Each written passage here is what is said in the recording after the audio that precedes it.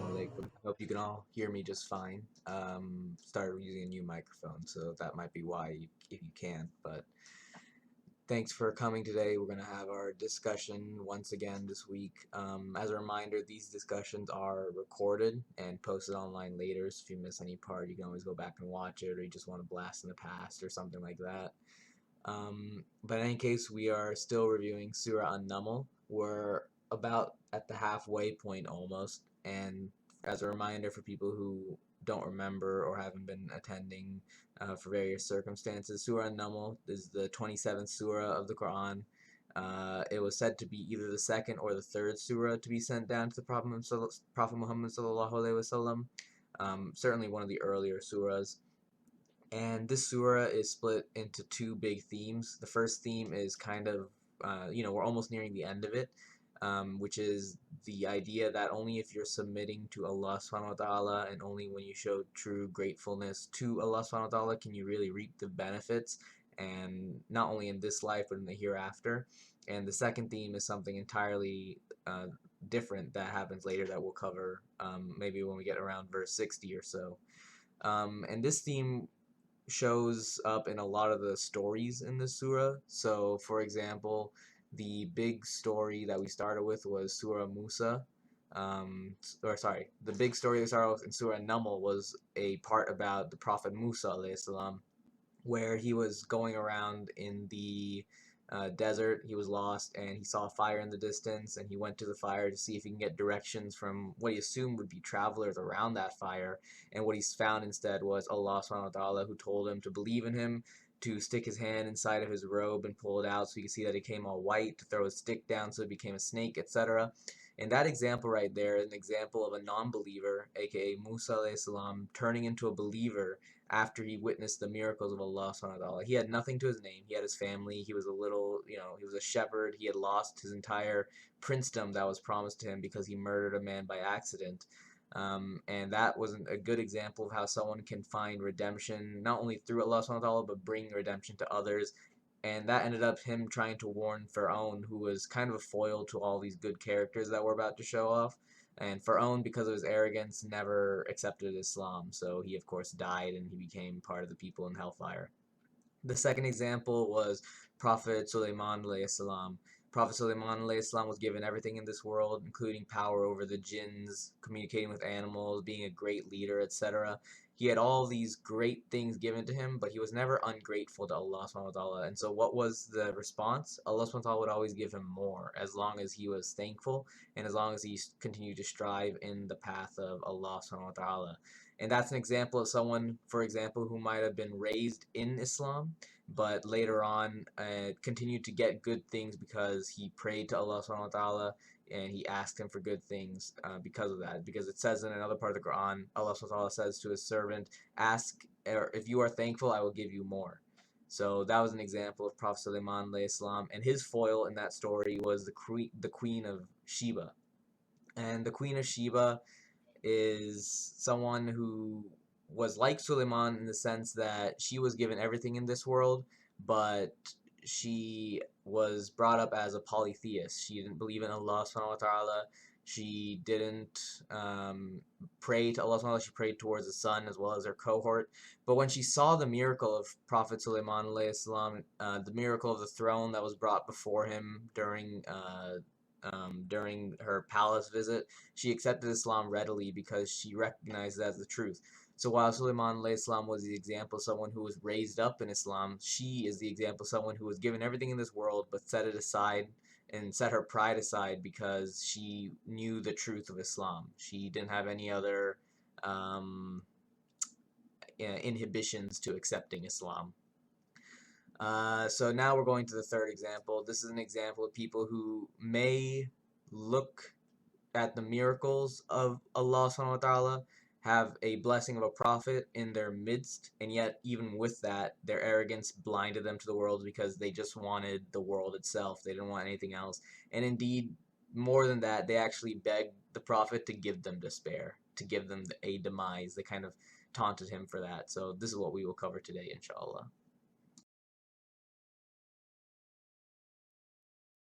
ولقد أرسلنا إلى ثمود أخاهم صالحا أن اعبدوا الله فإذا هم فريقان يختصمون قال يا قوم لم تستعجلون بالسيئة قبل الحسنة لولا تستغفرون الله لعلكم ترحمون لولا تستغفرون الله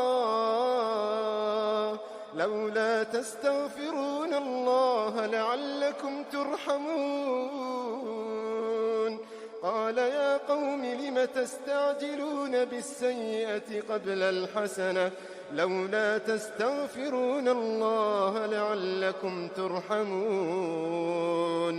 قالوا اطيرنا بك وبمن معك قال طائركم عند الله بل أنتم قوم تفتنون وكان في المدينة 9 رهط يفسدون في الأرض ولا يصلحون قالوا تقاسموا بالله لنبيتنه وأهله ثم لنقولن لوليه ما شهدنا مهلك أهله وإنا لصادقون ومكروا مكرا ومكرنا مكرا وهم لا يشعرون فانظر كيف كان عاقبة مكرهم أنا دمرناهم وقومهم أجمعين فتلك بيوتهم خاوية بما ظلموا إن في ذلك لآية لقوم يعلمون وأنجينا الذين آمنوا وكانوا يتقون.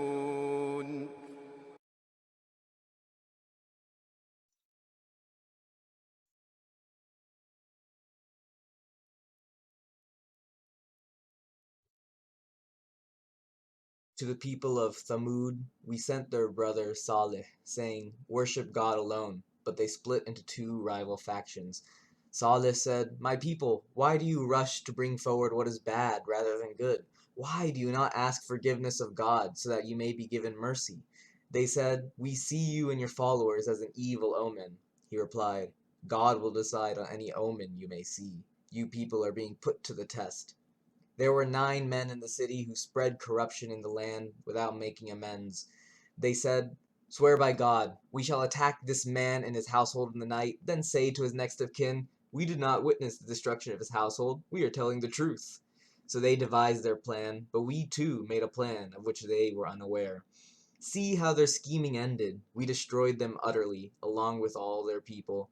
As a result of their evil deeds, their homes are desolate ruins. There truly is a sign in this for those who know. But we saved those who believed and were mindful of God. So this surah, or this part of the surah in Surah Naml, talks a lot about Prophet Saleh alayhi salam and the ordeal that he had to go through with his people. As a little bit of a backstory to Prophet Saleh, and actually you can read more about this in the Qur'an, the 11th surah, Surah al-Hud, I believe. But the backstory to Prophet Saleh alayhi salam, he was sent to the people of Thamud, which is around the southern Arabian peninsula, or was at least before they were destroyed. And when he was sent to them, he was someone who was also really high-ranking and wealthy. And after he had achieved, some measure of success in this life, Allah subhanahu wa ta'ala granted him prophethood. And once he granted him prophethood, he started preaching to people, and he, as usual, he guided the people who were usually poor and less well off compared to the rich ones who wanted to keep their power. And so they felt very threatened, these rich people. And so they kind of egged him on. They asked him to do all sorts of random miracles. And one time they asked him to do a very big miracle. They pointed to a rock and asked Prophet Saleh alayhi salam to have a she-camel emerge from there. And while the specifics are a little bit muddled, at the end of the day, the people had gathered around Prophet ﷺ, as all prophets do, love their people, so they wanted to see them redeemed and saved from hellfire. And so he prayed to Allah subhanahu wa ta'ala to give them a she-camel, the likes of which that were, that was never seen before. Like, it was truly a divine miracle. And it said that they went out to that large rock and saw it split apart, and within it was a she-camel that was, the best of her species, 10 months pregnant, like exactly how the people had asked Allah subhanahu wa ta'ala to create the camel, etc. So it was a miracle that a lot of people actually accepted Islam through Prophet Saleh after seeing that. But of course, the ones who were going to disbelieve, disbelieved anyways. And when this miraculous she-camel emerged, Prophet Sallallahu commanded that everyone let it do its thing. So let it walk around freely, don't shackle it, let it drink from the town well, let it eat from whatever field desires, etc. Because it's a creation, as everything is a creation of Allah subhanahu wa ta'ala, but this thing is a specific miracle from Allah subhanahu wa ta'ala. So it needed special value. And yet there were 9 people in the kind of richer group of people who didn't want to see this success happen, who after a while got really annoyed with the she-camel and was just like, we're gonna go kill it. So long story short, they went and killed it. It's, it may be a miraculous being, but it's still a camel. And so they killed it, they slaughtered it, they began to eat its meat, and Prophet Saleh alayhi salam, asked them, like, why did you do this? Why would you do such a thing? And so they egged him on at that point, and this is the part of the surah where Prophet Saleh alayhi salam asks, why are you rushing forward to do what is bad rather than good? Why do you not ask forgiveness of God so that you may be given mercy? These people said to him, oh, if what you say is so true, why don't you give us the punishment then, huh? Why don't you do what you're about to say? And so, Prophet Sallallahu basically, he didn't want this to happen, but he basically told them, you're going to wait, okay, in about 3 days, your entire city will be destroyed, because that's what Allah subhanahu wa ta'ala promised him at that time.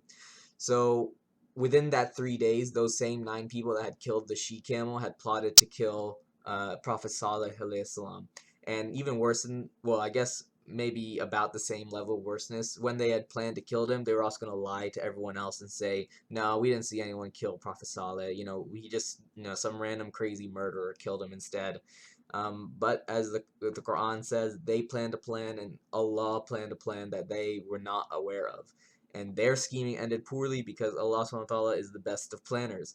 And it said that, of course, Prophet Sallallahu took out his people from the city, but for the people that were remaining in the city, it is said that they were struck by tremendous amounts of earthquakes, lightning storms, and uh, you know, um, rocks were being overturned and thrown onto the city as well. It's such to the extent that after the event had transpired, there was nothing at all left of the city. No one was left alive, and the ruins of the city are barely visible even to this day. They can't find any archaeological sites. And there's only one hadith that I'm aware of where Prophet Muhammad SAW was passing by the ruins of what was thought to be Thamud, and all he did was turn his face away and say, let's not stay here lest we have the same fate as the people of Thamud, just staying away from these cursed kind of lands.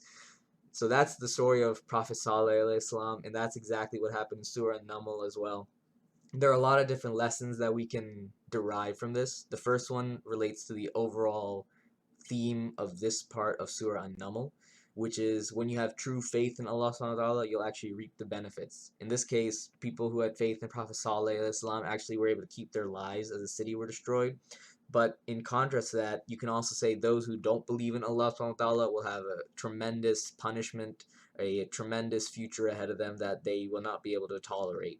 In this case, these people received their punishment in this life. Their city was destroyed, their lives were lost, and then just imagine how much torment they're undergoing, even right now, potentially in the barzakh, and then how much torment they will endure on the Day of Judgment, and then afterwards as well in the hellfire. And it's a warning to those, and it's starting to transition into the next part of the surah, which talks about the warnings of the Day of Judgment, the hellfire, etc., all of the punishments that awaits people who don't believe in Allah subhanahu wa ta'ala. So that's the first lesson, that people who believe in Allah subhanahu wa ta'ala will get benefits, people who don't will get something far, far worse. The second one is to always have a trust in Allah subhanahu wa ta'ala. Very much so, especially when you read verses 50 and 51, where they planned a plan, and we, referring to Allah subhanahu wa ta'ala, planned a plan while they perceived not, and see how their scheming ended. We destroyed them utterly along with all of their people. Prophet Saleh alayhi salam didn't even have to lift a finger. all he did was just listen to Allah subhanahu wa ta'ala. Allah subhanahu wa ta'ala told him the city would be destroyed. For all we know, Prophet Sallallahu Alaihi Wasallam didn't even know he was going to be assassinated, or they had that plan to assassinate him. But Allah subhanahu wa ta'ala took his safety in his own hands, and he was able to leave with all of his people just fine. There's a similar story with Prophet Muhammad Sallallahu Alaihi Wasallam, almost exactly actually, with the exception that, of course, the city that the Prophet Muhammad was in wasn't destroyed. But when the Prophet Muhammad was about to migrate to Medina, like the night before, all of the tribes that were not rebelling, but all of the tribes that had been fighting him and his ideals had come together and said, okay, we're going to take a youth from all of our clans and put him into an assassin squad, basically. And then at night, we're going to go ambush Muhammad in his house, and we're all going to stab him at the same time, so that way no house can actually say, oh, it was me that killed him, and thus no one can take like a blood revenge from any of us, because all of us killed him at once. And of course, Prophet Muhammad didn't do anything. He just had Ali radiallahu anhu sleep in his bed, and the assassins outside were put to sleep by Allah subhanahu wa ta'ala, and Prophet literally walked out of his house, walked with Abu Bakr radiallahu anhu all the way to Medina, long story short. So it's another good example of having trust in Allah subhanahu wa ta'ala. So anyways, even though the verses were short and the recitation was very beautiful, I've gone on long enough about what I wanted to talk about, so I'll open the floor to anyone that would like to add on anything.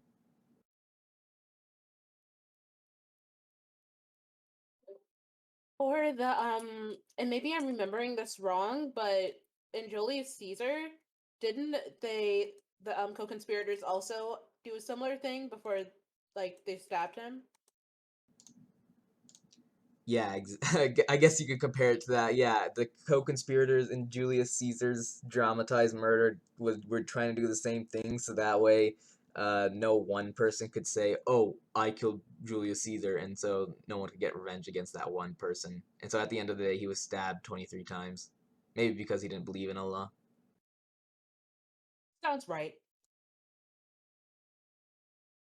All right. Well, if that's all today, then Jazakallah khairan to everyone for coming. Like I said, the recordings we posted at the usual place once again, and inshallah we'll have this again next Saturday unless something else comes up. All right. Assalamu alaikum, everyone.